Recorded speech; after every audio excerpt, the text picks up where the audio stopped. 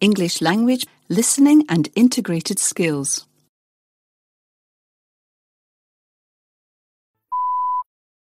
Before you hear the rest of the conversation, you have some time to look at questions.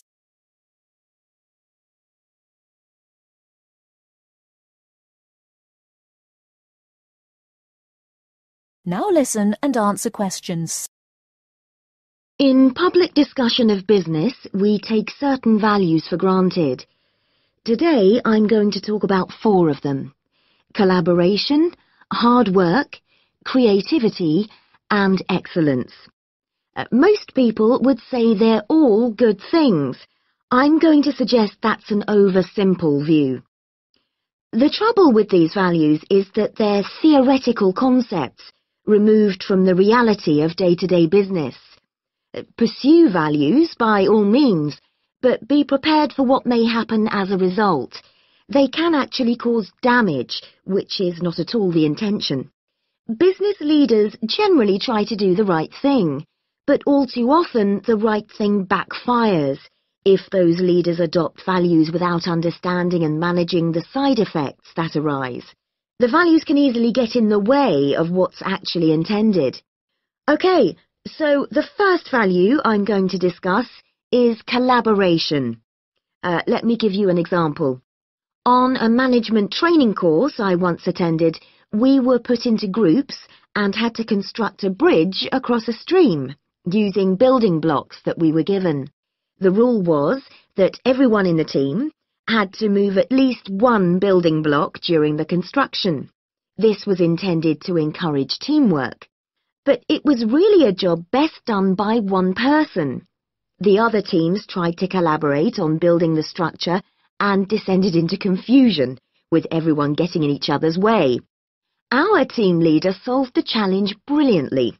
She simply asked everyone in the team to move a piece a few centimetres to comply with the rule, and then let the person in the team with an aptitude for puzzles like this build it alone. We finished before any other team. My point is that the task wasn't really suited to team working. So why make it one? Teamwork can also lead to inconsistency, a common cause of poor sales. In the case of a smartphone that a certain company launched, one director wanted to target the business market, and another demanded it was aimed at consumers. The company wanted both directors to be involved, so gave the product a consumer-friendly name, but marketed it to companies. The result was that it met the needs of neither group. It would have been better to let one director or the other have his way, not both.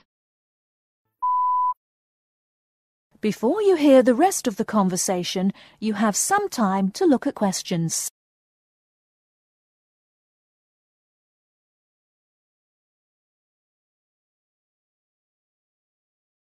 Now listen and answer questions. Now, industriousness, or hard work. It's easy to mock people who say they work hard. After all, a hamster running around in a wheel is working hard and getting nowhere. Of course, hard work is valuable, but only when properly targeted.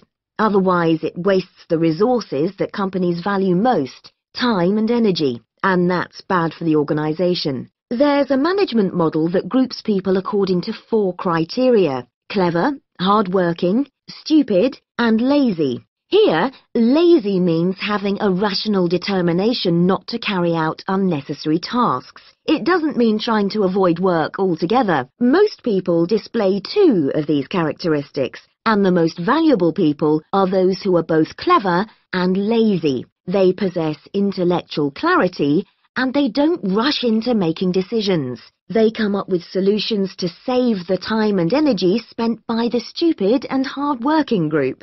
Instead of throwing more man-hours at a problem, the clever and lazy group looks for a more effective solution. Next, we come to creativity. This often works well. Creating an attention-grabbing TV commercial, for example, might lead to increased sales.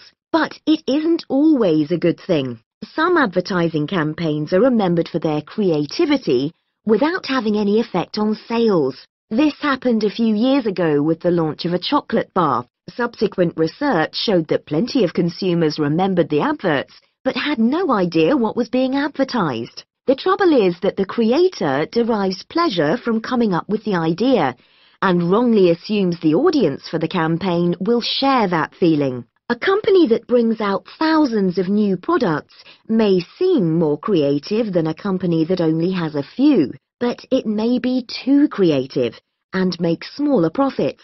Creativity needs to be targeted to solve a problem that the company has identified. Just coming up with more and more novel products isn't necessarily a good thing. And finally, excellence.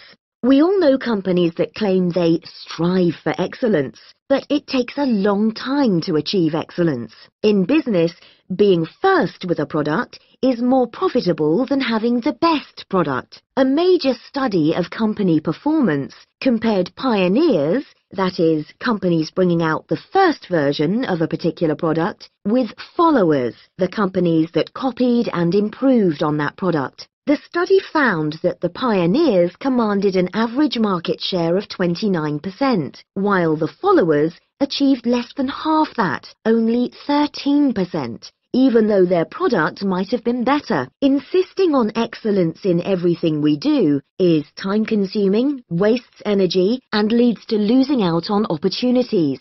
Sometimes second-rate work is more worthwhile than excellence. Make sure it's excellent. Sounds like a good approach to business, but the just get started approach is likely to be more successful.